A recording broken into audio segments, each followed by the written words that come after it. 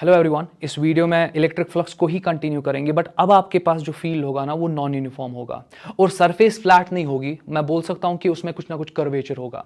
देखो, जब भी सरफेस में कर्वेचर होता है तो आपका अप्रोच क्या होगा कि आप अपने सरफेस को स्मॉल फ्रेगमेंट्स में डिवाइड किया करो। आप अपने सरफेस को डिफरेंशियल एरियाज में डिवाइड किया करो, क्योंकि डिफरेंशियल एरिया में आप देखते हो कि जितना आप सरफेस को डिवाइड करते जाओगे ना, एक कर्वेचर वाले सरफेस को डिवाइड करते जाओगे, छोटा एलिमेंट जो फिर आपको मिलेगा आपके पूरे उस मतलब कर्वेचर वाले एरिया में, आप देखोगे कि वो छोटा सा एरिया जो होगा ना उसका कर्वेचर होगा ही नहीं। आप बोल सकते हो ऐसे भी कि उसका कर्वेचर नेग्लिजिबल होगा। आपको लगेगा कि वो छोटा सा एरिया जो है वो फ्लैट है।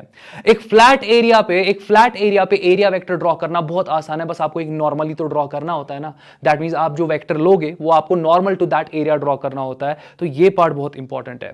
अब यहां पर आप देख लो, यहां पर आपके पास ये इलेक्ट्रिक फील्ड है और ये नॉन यूनिफॉर्म है। मैंने क्या किया है कि जो मेरे पास यहां पर कर्वेचर वाला सरफेस है, आप देख सकते हो ये पूरा एक हिसाब से क्लोज्ड सरफेस ही है।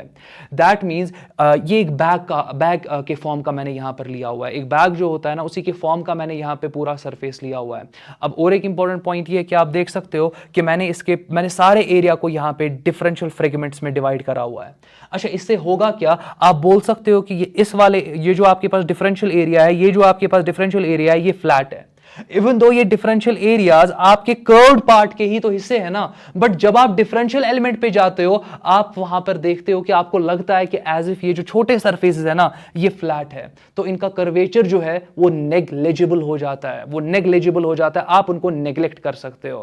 दैट मींस अगर मैं ये वाला एरिया ले रहा हूं, तो मैंने लिया है यहां पे ये वाला एरिया, आप मैग्नीफाइड फॉर्म में देख सकते हो। मैं एग्जैक्टली इसका एरिया वेक्टर ड्रॉ कर सकता हूं। आप ड्रॉ कैसे करना होता है? नॉर्मल टू द एरिया, और कुछ नहीं। सिमिलरली अगर मेरे पास ये एरिया यहां पे है, ये छोटा सा एलिमेंट यहां पर है, इसका कर्वेचर तो अब नेग्लेक्ट हुआ। क्यों? क्योंकि आपने यहां पर डिफरेंशियल एरियाज में अपने बड़े एरिया को डिवाइड करा, जिसकी वजह से ये डिफरेंशियल एरिया का कर्वेचर क्या होता है? नेग्लिजिबल। अगेन आप यहां पर क्या कर सकते हो, इसके परपेंडिकुलर आप एक वेक्टर ड्रॉ कर सकते हो जिसको आप क्या कहोगे? Area vector. अब यहां पर मैं क्या कर रहा हूं, जितना एरिया इस वाले पीस का होगा उतना ही एरिया इस वाले पीस का होगा। मैं ये बोल सकता हूं कि इसका एरिया वेक्टर इस डायरेक्शन में है, इसका एरिया वेक्टर इस डायरेक्शन में है, मगर मैग्नीट्यूड वाइज जितना एग्जैक्टली इसका मैग्नीट्यूड है ना इस एरिया वेक्टर का, उतना ही मैग्नीट्यूड इस एरिया वेक्टर का भी है। अब यहां पर अप्रोच क्या होता है, आप समझो। इंपॉर्टेंट पॉइंट नंबर 2 जो यहां पर है, पहला इंपॉर्टेंट पॉइंट क्या था? आपने छोटे एरियाज में डिवाइड करा, बिल्कुल सही। उससे हुआ क्या? उससे आपका जो कर्वेचर है छोटे एरियाज के लिए, वो उसको आप नेग्लेक्ट कर सकते हो। और एक इंपॉर्टेंट पॉइंट, सबसे इंपॉर्टेंट पॉइंट, कि फायदा क्या मिल रहा है हमें इसको छोटे से डिफरेंशियल एरियाज में डिवाइड करने के लिए? फायदा ये मिल रहा है कि इन सब छोटे डिफरेंशियल पार्ट्स के लिए आप इलेक्ट्रिक फील्ड को एज्यूम कर सकते हो कांस्टेंट। दैट मीन्स यहां पर आपके पास एक छोटा सा एरिया है, इस छोटे से एरिया के लिए आप एज्यूम करोगे कि इसके लिए इलेक्ट्रिक फील्ड कांस्टेंट वैल्यू रख रहा है, क्योंकि ये तो छोटा सा एरिया है, इसके थ्रू तो थोड़ा सा ही फील्ड जाएगा। You can treat that field as constant. ये और एक रीजन है कि क्यों आप अपने कर्व्ड सरफेस को डिवाइड करते हो छोटे डिफरेंशियल एरियाज में। अब देखो करना क्या होता है, आप देख सकते हो कि आपके पास जैसे ये एरिया है, इस एरिया मतलब ये मैंने एरिया ले लिया। अब यहां पर आप देख सकते हो ये इलेक्ट्रिक फील्ड वेक्टर है, इसको मैंने आगे ले लिया। तो आप देख सकते हो क्योंकि इलेक्ट्रिक फील्ड वेक्टर का डायरेक्शन आगे की तरफ है, एरिया वेक्टर का डायरेक्शन ऊपर की तरफ है, जो एंगल बिटवीन द वेक्टर्स है वो थीटा है, ये ऑब्ट्यूस है। दैट मींस ये नेगेटिव फ्लक्स को कॉरस्पॉन्ड करेगा। बट मैं तो फ्लक्स यहां पे लिख सकता हूं ना, लेट इट बी φ1, और φ1 किसके बराबर आएगा? E vector. फिर मैं डॉट यहां पे लेने वाला हूं डेल्टा ए वेक्टर। तो मैंने एक एलिमेंट के लिए ये फ्लक्स निकाला। अच्छा, ये जो फ्लक्स होगा ये बहुत छोटा सा फ्लक्स होगा ना, ये छोटा सा फ्लक्स होगा। मैं इसको लिख सकता हूं कि ये आपका डेल्टा φ1 होगा। अब इसमें कोई इशू होना नहीं चाहिए। इसी तरीके से इस वाले सरफेस के थ्रू आप देख सकते हो कि इलेक्ट्रिक फील्ड बाहर आ रहा है, यहां पर आपका डेल्टा ए वेक्टर है, एंगल एक्यूट है, फ्लक्स क्या होगा? पॉजिटिव। बट यहां पर इस छोटे से एरिया के थ्रू कितना फ्लक्स जाएगा? अगेन ये आपका डिफरेंशियल फ्लक्स होगा d φ2 होगा ना। और ये जो d φ2 आपके पास है किसके बराबर आ जाएगा? आप ई वेक्टर लिखोगे, फिर डॉट क्या करोगे? Delta A vector. तो मुश्किल होना नहीं चाहिए।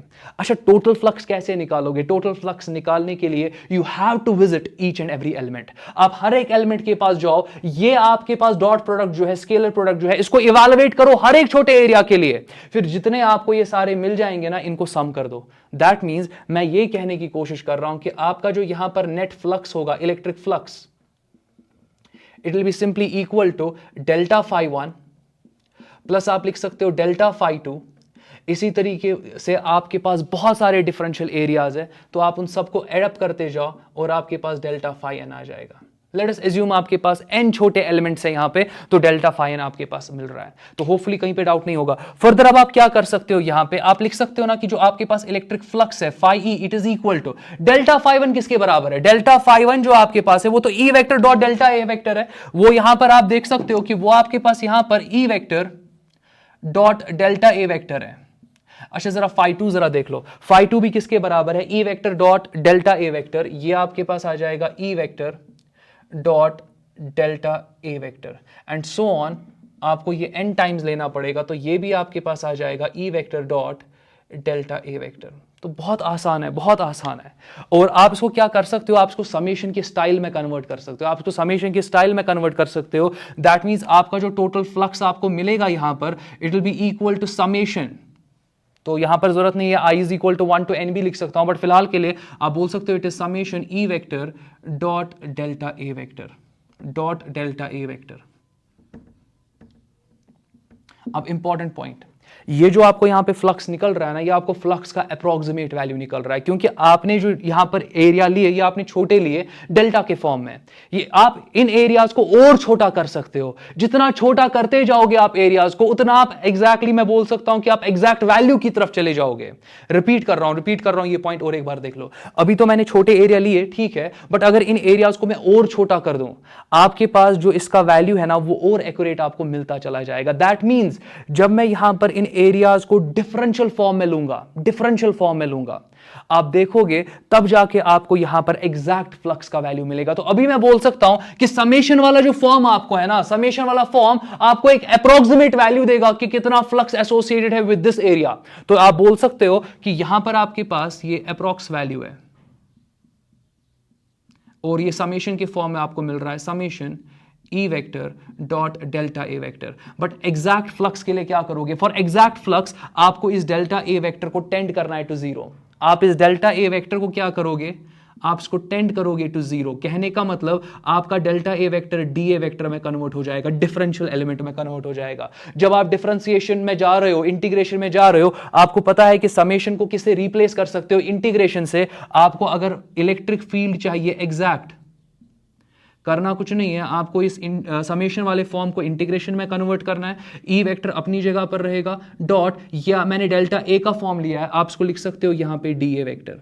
अब अभी तक जैसे कि आपने देखा होगा प्रीवियस वीडियोस में भी, और एक इंपॉर्टेंट पार्ट में यहां पे बताऊंगा कि ये तो आपका एनक्लोज सरफेस था, क्लोज सरफेस के लिए आप यहां पर क्लोज्ड सरफेस इंटीग्रल लेने वाले हो। और एक इंपॉर्टेंट पॉइंट, अभी तक जितना भी हमने एरिया वेक्टर वगैरह पढ़ा, मैंने एस वहां पे यूज किया, मैंने वेरिएबल एस यूज किया, मैंने ए को अवॉइड किया। दैट मींस मैं लिख सकता हूं कि आपका जो इलेक्ट्रिक फ्लक्स होगा for non uniform field for associated with such an area which has curvature, तो वो आपके पास जो इलेक्ट्रिक फ्लक्स का वैल्यू होगा it will be simply integral, यहां पर आप लिख सकते हो ई वेक्टर डॉट डीएस वेक्टर।